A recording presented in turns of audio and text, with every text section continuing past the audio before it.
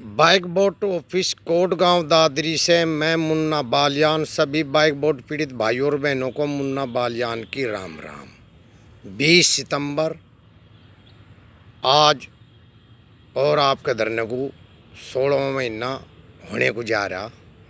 दोस्तों अगर मैं बात ऐसी इन 16 महीनों की मैं बात करूं, मैं आपको आपकी ताकत का एहसास कराना चाह रहा। भाई मैं ये पूछना चाह रहा दोस्तों, क्या हम इतने बुज़दिल है कि चंद ठगों के सामने हार मान जाएंगे? दोस्तों एक बार इस वीडियो को सुनने के बाद में इस पे थोड़ा सा विचार करियो। मात्र 57-58 ठगों ने षड्यंत्र रचा। उस षड्यंत्र के तहत बात ऐसी है, कई लाख जनता जिसमें सबसे ज़्यादा हमारे फौजी भाई, अर्धसैनिक बल, आम नागरिक इस ठग बाइक बोट कंपनी के शिकार हुए।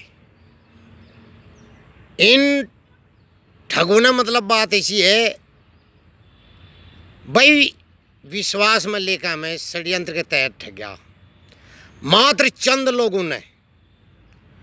और अगर बात ऐसी मैं बात करूं, हम कायर नहीं है, बुज़दिल नहीं है, तो बात ऐसी है। पर मैं ये पूछना चाह रहा, मैं समझ सकूं आज हमारी जो आर्थिक स्थिति है, बात ऐसी, इसका जिम्मेदार बाइक बोट कंपनी है, उसके ये ठग, ये मालिक। पर बात ऐसे उसके बावजूद भी बस दोस्तों आप अपनी ताकत को पहचान नहीं पा रहे। जब कुछ ठगों ने मिलकर बात ऐसी है, हमें ठग लिया चंद लोगों ने, तो क्या हम सब मिलकर इन ठगों को इनके किए की सजा नहीं दिला सकते? क्या हम सब मिलकर इन ठगों से अपना पैसा वापस नहीं ले सकते?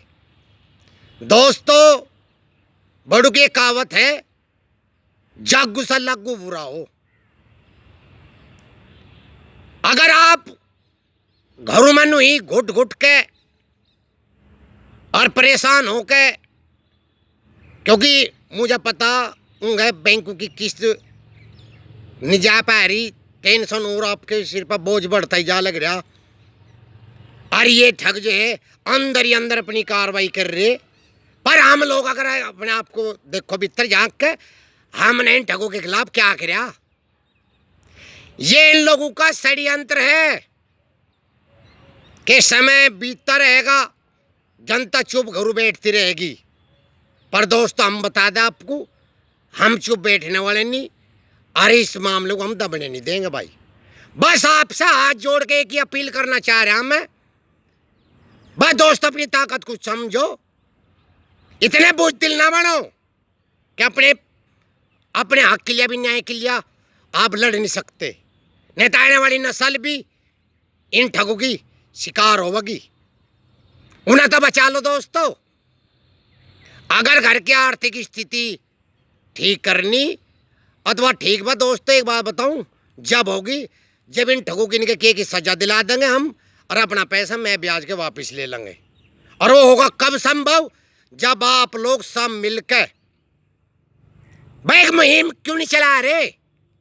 लग तो रहे पर थोड़े लग रहे। जिस दिन वह मुहिम उस स्तर पर चली जाएगी, आपको खुद एहसास हो जाएगा कि हमने कितनी बड़ी गलती करी। ये अंदर खाने अपनी बाहर निकलने के षड्यंत्र छिड़े, और आप लोग जो है इन पर कानून का डंडा क्यों नहीं फिरवा रहे? और तुम लोग बात ऐसी है कि दिनों में FIR में ये जना मत मांगेंगे, लाखों में कर दो, बचना नहीं चाहिए एक भी। इकट्ठे हो कर दो और अपने क्षेत्र में करो। दोस्त अपनी ताकत को समझो। और हाँ बात ऐसी है, जो 3-4 दिन पहले मैंने वीडियो डाली थी, उसके बारे में कुछ भाई का लगे जी आपने जो दिल्ली के बारे में कहा जी कैसे कुकर, ये मामला समझ में नहीं आया। मैं ये बता देना चाह रहा मामले की भाई हिंदुस्तान के किसी भी कोने में मतलब बात है, अगर कहीं भी बाइक बोर्ड के खिलाफ कोई आवाज उठती हो तो उसमें बढ़ चढ़ के हिस्सा लो और उस आवाज को बुलंद करो। आपकी ताकत सर्वोपरि है, अपनी ताकत को समझो।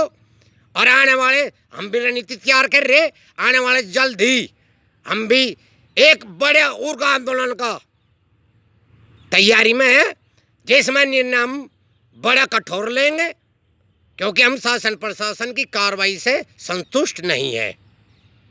जब तक सीबीआई जांच नहीं हो, इन ठगों की गिरफ्तारी नहीं हो, सबकी इनकी संपत्ति अटैच नहीं हो, नियमित जमा पाबंदी कानून के तहत लागू करके हमारा केस नहीं चले, हम मतलब बात है इस आंदोलन को और उग्र करेंगे। दोस्तों, अपनी ताकत को समझो, एक दूसरे को जागरूक करो। ये कोई हमारे रिश्तेदार नहीं, हमारे साथ विश्वासघात हो रहा। और मतलब बात ऐसी है, मुंह तोड़ जवाब देना। तीन पे प्रशासन पर भी और शासन पर भी दबाव बनाना पड़ेगा। इसलिए उग्र आंदोलन जहां भी हो बढ़ चढ़ के हिस्सा लो। देख लो आए दिन किसानों के भी चले और के भी अपने हक के लिया, तो क्या तुम बुजदिल हो? भाई साहब, हमारा सब कुछ लूट पीट गया, मान सम्मान, घर जमीन बिकने की कगार पे, कुछ भाइयों के तो बिक लिए। इसलिए अपना सब कुछ वापस पाना तो इन पे कानून का शिकंजा कसना पड़ेगा। आपकी जागरूकता, आपकी ताकत सर्वोपरि है। जय हिंद, जय भारत।